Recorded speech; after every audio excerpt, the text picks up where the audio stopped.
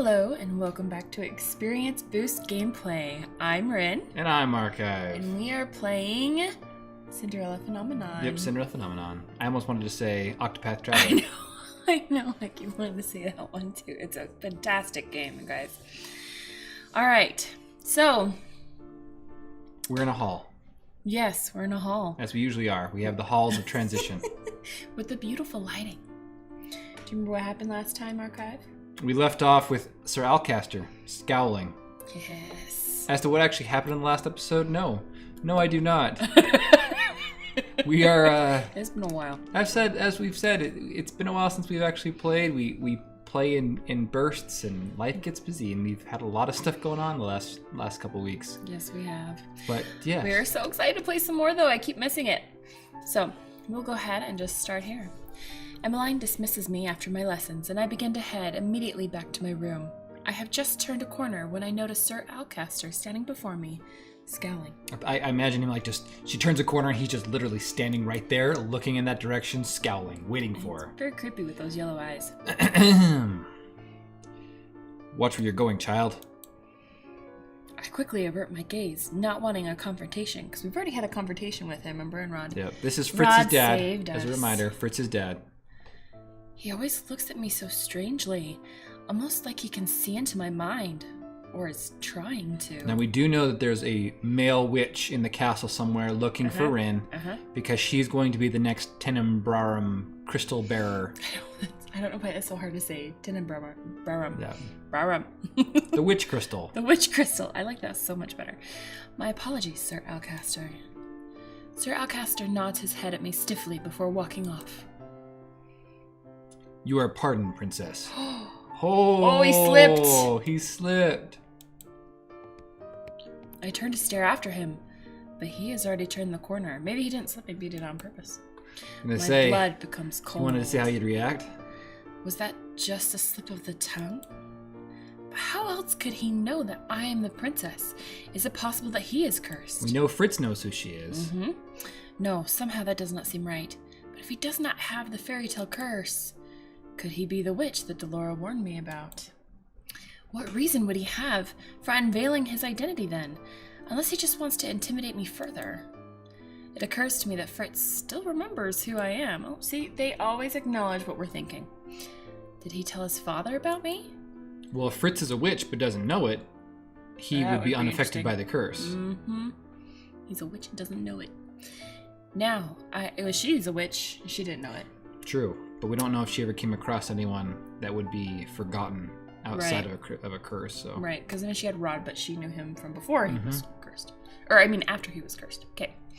Now I'm even more confused about whom I should trust. Rin? I jump when I hear Rod call me. His expression slowly creases with something that looks like worry. Oh, they do such subtle but fantastic art. It's amazing how much emotion is is conveyed just through your eye shape and everything, like how it's positioned. You're pale. Did something happen? Oh no. Would he believe me if I told him? We have to I tell him, right? I would tell him at this point, right? Sir Alcaster knows I am the princess. Do you think he's the witch Delora was talking about? I whisper the words to him, and he responds by raising his eyebrows, looking surprised. What makes you say that? This isn't just because of the standoffish way he acts, is it? You don't believe me. Rod sighs. I never said that I didn't. Yeah, I think that's the wrong voice. He becomes Batman when he sighs. That's what happens. It's just that we can't just blindly accuse anyone without any real proof. Rod stares at me for a few moments, then closes his eyes, his eyebrows slightly furrowed with thought. Sir Fitzgerald also remembers who you are. I do not want to be so suspicious of Fritz, but I don't think blindly trusting him would be right either, given these circumstances. You need to stay vigilant around him. If anything happens, you can come talk to me about it. You're worried about me? Rod averts his gaze from me. Yeah. Yes! Of course I am. Wow. You're actually being honest. Ugh. What? Rod glares at Sebi before pinching his cheek. He's a little abusive to Sebi. He is abusive to Sevi. But it is just a stuffed animal, so... Does that make it right? I don't know. He's an intelligent creature with thoughts and feelings of his own. I guess so. Just because he's a magic plushie doesn't mean he has, he can be pushed around. I agree. Anyway, I must leave now. I have a dance to practice for. Dance? But you already know how to dance. What do you have left to practice? Rod does not answer and only walks away. I decide to follow after him. Good for you, Good Ren. girl. Go I find want out. to follow.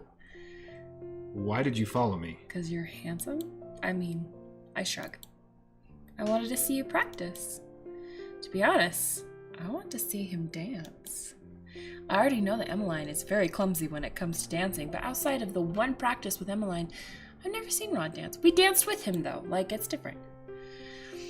Emmeline always gloats on his behalf, but I have yet to witness Rod's supposed talent with my own eyes. No, we saw it! Alright, whatever. Our dance together was so short, I barely had any time to judge him. See, they're smart. They will comment on it. Fine. I do not practice with an audience. Why? It is my preference. Rod is easily embarrassed. Rod groans and pinches one of Sebi's cheeks, glowering. Sorry! Rod reluctantly releases the bunny with a sigh. Uh-oh. I noticed you have been talking more lately, Sebi. Oh, that's because Rod here has been saying things that contradict what he thinks or feels. Sebi makes a sound of defeat as Rod once again pinches one of his cheeks. Rod stares at me with wide eyes and I stare back, beginning to panic. What's wrong? You smiled again. I put a hand in my mouth, flushing. I was smiling again? I never even noticed. It was a pretty smile, Princess. Right, Rod? Rod quickly turns away, cheeks slightly pink. I need to practice now, so I would appreciate you leaving. He did not even command me to leave. What a surprise. Emmeline said you're a really good dancer. I want to see it with my own eyes. Oh! I'm sure that I'm a better dancer than you. I am not here to judge you. What could be the right answer in this case? You didn't say it. Oh, you're right. Why? So you can judge me? It's gonna be this one, right? Yeah. Okay, if we don't get it. Why else would you be so keen on watching me? I'm mostly curious. Curious? I wanted to know how good you really were. Then yes, you are judging me. I hold up my hand and he stares, looking taken aback. I should not be scolded for only being curious. Why not just one little dance to prove how talented you are? Rod stares at me for a few minutes before reluctantly taking my hand. Fine. You better not step on my feet. Rod starts leading the dance. He glides us into the imaginary rhythm of a waltz. Even without the music, I'm able to count the steps in my head as I follow his lead. This is different from that short dance we showed Emmeline. Rod's movements are graceful, his touch gentle as he leads me to an underarm twirl. Yeah, you knew the art was coming. When I come to face him once again, I notice the gentle way he stares at me. The usual hardness of his expression is gone, melted into something relaxed. I find myself staring back at him, looking into his eyes. Perhaps Rod does have some gentleness to him. Our gaze does not break as he twirls me. You have beautiful eyes. Rod's eyes widen as soon as mine do. He abruptly lets go of my hands and steps back. Sebi! Right? I can only stare at him, my face warm. It wasn't me this time! That was more than just a thought, I swear! Rod says nothing, though his cheeks continue to darken with embarrassment. Oh, I forgot how to do her voice. Oh my! Rod and I turn to look at Emmeline, who is hovering by the door. Excuse me. Rod quickly walks through the door and out into the hallway, leaving Emmeline and I alone in the room. What just happened? That was a wonderful dance, Rin. You were watching? I only just saw the last few minutes, but you know, the two of you really did look like a couple. It was sweet. A couple? Oh, you're blushing. I put a hand on my cheek and turn away with a scowl. Oh, hey, they're pretty similar, aren't they? They are, yeah. I am not. Besides, whatever just happened was embarrassing. Do you like Rod? I stare at her. I do not. Also, you are forgetting that I am a maid who could not be with the prince even if I wanted to. He is grumpy and cold. And even though we are not blood related, he is still my stepbrother. This is all in her mind, by the way. I doubt she's saying this to Emmeline. Yeah, the italics is in her mind. If only Emmeline realized how crazy her words were in the light of the truth. Emmeline suddenly looks starry-eyed as she giggles at me. Love knows no boundaries, dear Rin. Besides, he seems to like you. Your brother hates me. Rod can be a contradiction sometimes. Sometimes he says the opposite of what he feels. It's only when you get to know him as well as I do that you realize what his truths are. It also helps when Sebi... Yeah, exactly. Right here. I can't help but think of Sebi, who always speaks Rod's thoughts aloud when they are contradictory. He was always so mean to Viorica when we were young. He would always bully her for being a crybaby, even though he cried far more often. But then I realized that he treated her more special than he did anyone else. Back then, I knew that he liked her. I thought that one day the two of them might even grow to love each other, but Emmeline lets out a long sigh as she directs her attention out the window. His attitude toward her has changed ever since he was cursed. Then they grew even more distant when Viorica found a lover. Is that the reason why you have been going back to the toy shop with Prince Rod? Because you want to bring them back together? Emmeline nods. The three of us were best friends. The Three Musketeers. It's not the same without Rod. I keep on asking him what's wrong, but he refuses to tell me. He's always been stubborn, but it's not like him to keep secrets. It's really frustrating because I have no idea what I should do to help him. I thought he was just being stubborn with me, but apparently no amount of prodding, even from his own family, will make him budge. Why is he being so difficult? I hope you don't mind me asking, but what do you know about his curse? Emmeline stares at me for a few moments before nodding. You're my friend, Rin, and I know I can confide in you. I know that sometimes I'm not trusting enough, but I think Emmeline is far too trusting. We only know that he has the mermaid curse. I've read the story so many times, hoping that I can figure out some way to break his curse. I think back and realize I had actually read the beginning of The Little Mermaid a long time ago, but I did not have the chance to finish it because I was caught by Mother. The Little Mermaid is about a mermaid who trades her voice for legs, right? Yes, she does it so she can be with her prince. Rod's voice was taken away, but I'm sure that he was given something in exchange. I've heard that the curses are derived from the original tales, but that they are twisted in some way to fit the format of a curse. I nod slowly, thoughtful. Could he dance before he got cursed? Maybe he couldn't, but why would he trade that? I don't know. It would tie back to Viorica, right? Yeah, it's got to tie back to Viorica. There's got to be some reason he's not willing to take back his voice. Yeah.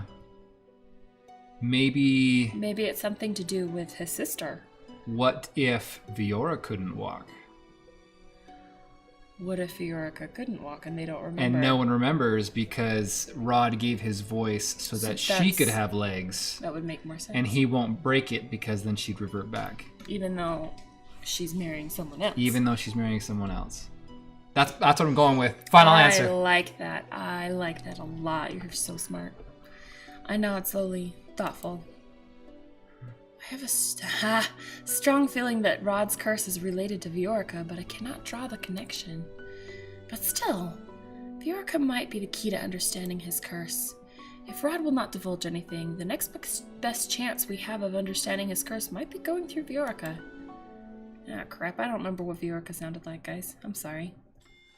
Chapter 7. Be careful what you wish for. Oh, dear. Today is the first time that I'm leaving the palace on a day off. Usually I choose to stay inside, whereas the other servants always leave to go home. I never see any reason to leave since this has always been my home. And the Martian has never been home. Besides, it's not as if I want to return. Not after that conversation we all shared last time. Thus I've spent most of my days asking questions about Mother's reign, inquiring when and where I can. The opinions don't surprise me.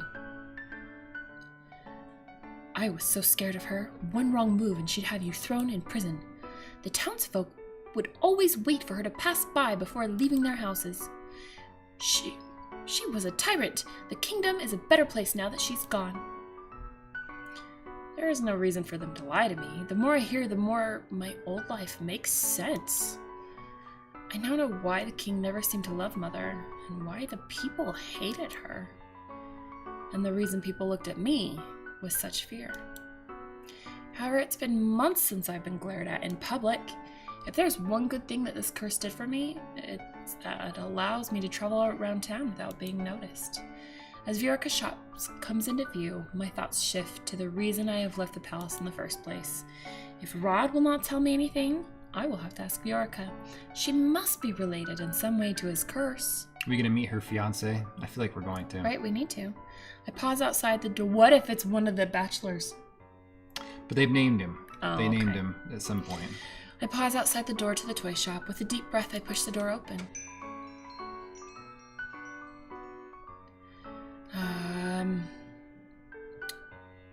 Welcome.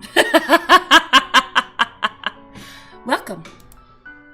The moment she sees me, her expression becomes confused. Oh, you are the princess's maid, Rin, wasn't it? I nod at her.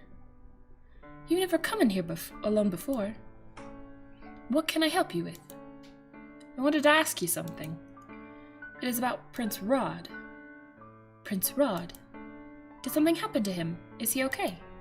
He's fine. She sighs with relief. Then what is it you would like to ask? I just wanted to know if you knew anything about Prince Rod's sudden muteness. Viorka stares at me for a few moments before she shakes her head. I only know that it happened soon after I met my fiancé, Desimond. After? After she met her fiancé, Desimond? After? What reason do you have for asking?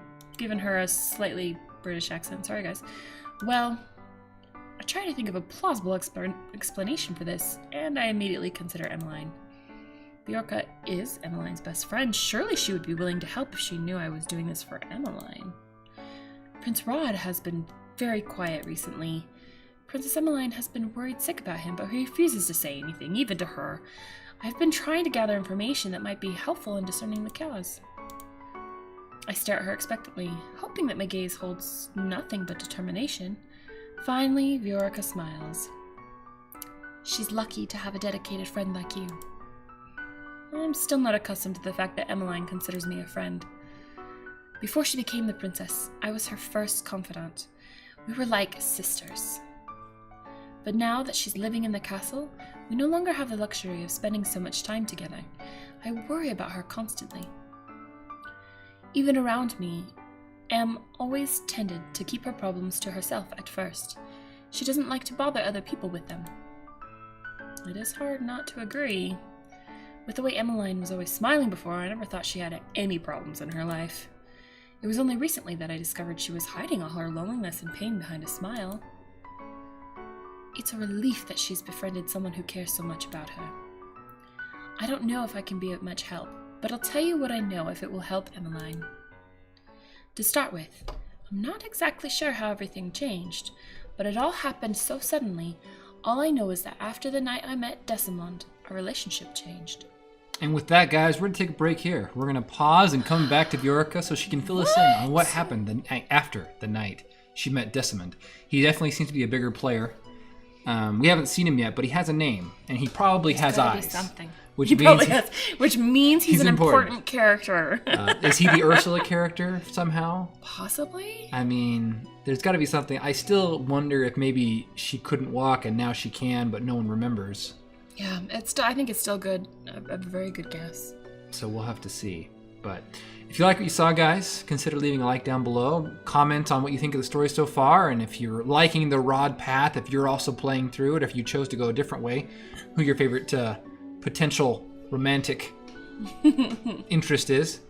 And consider subscribing to the channel as well. We always post content every day but Sunday. Right now is our goal. We've been going pretty good with that, and I hope you guys can come along for the fun times we have in the world of gaming. But hope to see you next time. My name is Archive. I'm Ren. Thanks, guys.